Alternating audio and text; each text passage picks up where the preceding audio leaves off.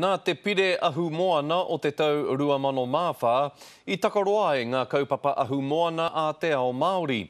Koera te heitara a te tautiaki I ngā tini a Tangaroa me ngā māngai āiwi o te upoko o te ika. He whakawhānua ki ngā mahi whakatipu kai moana.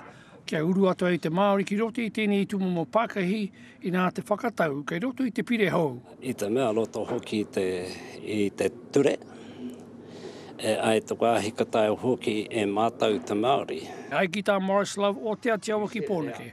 He maha ngā tau kohipa e tatari ana ke tai mai ki tēnei. It's taken a long time to try and sort out the problems with aquaculture and the issues that the previous aquaculture legislation had, which had the effect of not creating or not allowing the creation of any new aquaculture space. Ko te whakapono a te mana tū tau tiaki I ngā tini a Tangaroa I te rānei.